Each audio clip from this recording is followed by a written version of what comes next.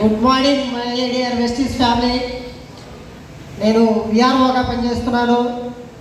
అదే సమయంలో నేను జర్నలిస్ట్ కావడంతో గుంటూరు ఈస్ట్ ఎమ్మెల్యే పిఆర్ఓగా కూడా పనిచేస్తున్నాను. 2 ఉద్యోగాలు చేస్తూ ఉంటాను.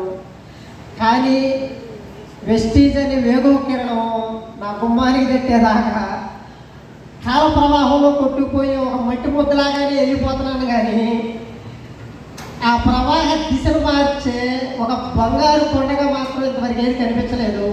అది ఎంఎస్ఆర్ గారి రూపంలో నన్ను పరిచయం చేసిన భాషా రూపంలో కనిపించింది.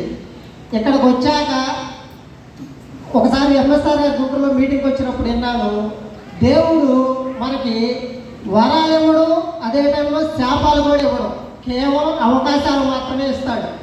అవకాశాన్ని మనం మలుచుకుంటే అది వరం అయ్యింది, అవకాశాన్ని వదిలిపెడితే శాపం అయింది అన్నాడు.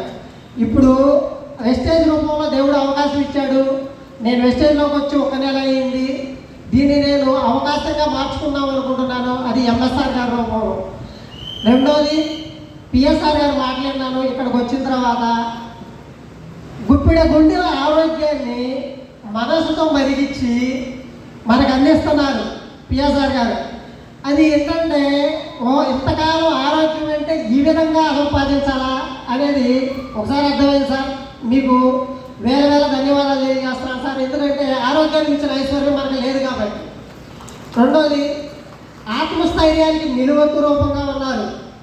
పోరాట శిఖరంగా కనిపించారు.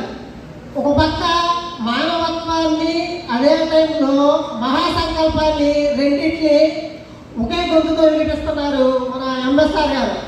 ఆయన పిలుపు మనకి గెలిపే కాదు, మన జీవితాలకు మేల్కొల్పు కావాలని నేను ఈ సందర్భంగా మీ అందరికీ ఒకసారి పిలుపుస్తున్నాను సార్. మీ ఇద్దరు మాటలో నేను ఇప్పుడు చాలా జర్నలిజంలో 15 ఏళ్ళ అనుభవం ఉంది, గవర్నమెంట్ ఉద్యోగంలో 4 ఏళ్ళ అనుభవం ఉంది. కానీ మీ జీవన శైలి, మీ ప్రయాణం చూసిన తర్వాత అసలు ఎంచుకోవాల్సిన మార్గం ఇది అనేది నాకు అర్థమైంది. కాబట్టి మీ మార్గంలో మీ వెంట మేము నడుస్తామని నేను ఖచ్చితంగా చెబుతున్నాను సార్. మీ గెలుపు మాకు బాటగా మారుతుందని మనసారా దీవిస్తారని కోరుకుంటున్నాను సార్. ధన్యవాదాలు. కలిసి జర్నీ చేద్దాం. Thank you.